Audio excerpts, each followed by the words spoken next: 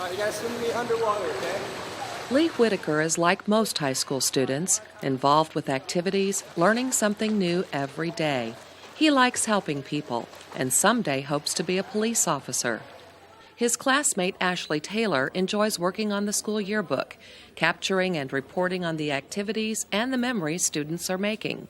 It's taken on new meaning in the wake of a life-threatening accident. I could have lost my life that night. Just knowing that I had so many plans after high school and stuff, all of that was just running through my mind and stuff. She and Whitaker were riding in a car with two other friends when it happened. Whitaker in the front seat with the driver. She was in the back. Coming up over the hill, we started fishtailing real bad and went towards the right side of the road and hit a fence, and then came out of the road and fishtailed a little more and hit the pole and snapped it in half. At first I was like, did that honestly really just happen? Because I closed my eyes after we hit the trees. I just closed my eyes and I opened them right before we hit the pole. So all I remember is just seeing the pole coming at us and then just flung over. We just laid there for a second. They quickly realized they had learned about this kind of situation just a few days earlier. They had seen a live power line demonstration at their school, and among the issues safety expert Kyle Finley talked about was surviving car accidents involving power lines. Pam's sitting there in her car, the wire's across the hood, out across the grass, that wire's not arcing, not sparking, not smoking. Pam says, well, the wire's on the ground, it's gotta be dead. She opens up her car door and steps out of her car. Boom! 7,200 volts of electricity through her body at the speed of light. Why? She created a path to ground. Was Pam okay inside her car? Yep. She's conscious, alert, alive. You are not a path to ground in that car. I made sure everybody else was okay and made sure I was okay and told him not to get out. That was the main thing that he repeated several times, is not to get out of the vehicle if you're in an accident involving power lines. I could see out the window that I could see the pole over the vehicle, and then I saw some of the wires, but I didn't realize that it was the biggest effect was the wires that were all over the vehicle. So then we realized that this was completely serious, and David's little sister and his mom came running up to the vehicle, and we just started yelling at them to get away and everything. They were responsible enough to tell the people that were there at the scene to stay away from the vehicle also. See, so it didn't just change 4 kids' lives. It has a ripple effect, and it's changing the lives of other people. Randy Price is the CEO of White County REMC, the electric utility that sponsored Finley's Liveline demo at the school. He and others at the cooperative were thrilled when they got the news of the accident's happy outcome. I got a call from Kyle Finley.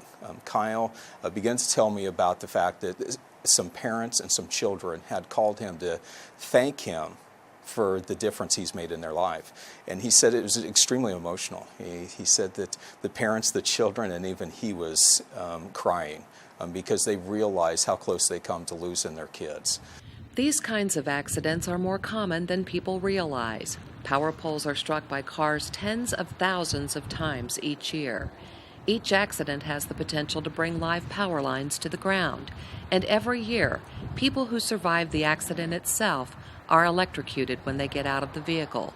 Finley explains why in a demo that can be seen on safeelectricity.org. When you see a bird land on the wire, that bird lands on a 7,200 volt power line.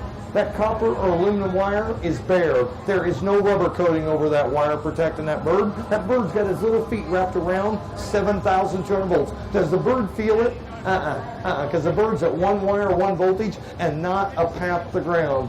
Pam, guess what you are in the car? Bird on the wire effect. Your body is energized in that car. You just don't know it, okay? If you open up the door and step out, or you crawl out the broken window, you become the path to ground, and that's when you get electrocuted. And adults and kids, if this ever happens and the vehicle's on fire, that is the only time to exit that vehicle. If it is on fire, you jump free and clear, land with your feet together. It's called the bunny hop. As long as your feet are together, you are 1 point of contact. Current cannot flow unless there's a second point of contact. How far do you hop? Guess what?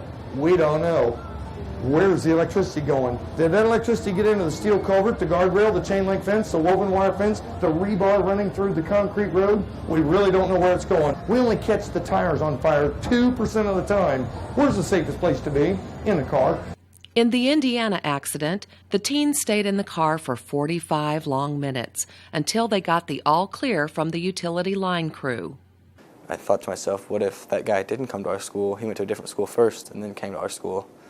You know, how long would that have been, and would I still be alive? Because I would have gotten out of the vehicle if he hadn't said to stay in. I feel like I'm the luckiest person living. Just it happened so quick after we learned all about it, and that we actually got to use that information to save each other's lives. And oh yeah, really lucky. Working with Safe Electricity's Teach, Learn, Care TLC campaign, they urge everyone to learn about electrical safety and to share that information, as Lee did after seeing the live line demo. I went home and shared it, and I shared it to my friends, and they kind of just laughed at me. But, you know, it showed them when I was in a wreck with power lines down that I survived with the information that I heard. I think that it affected people the most, that it happened to kids, like their friends and stuff, that it just happened, and then we just learned about it and stuff. So I think that they all maybe realized and remembered that it really does matter, and I hope that other people realize that too.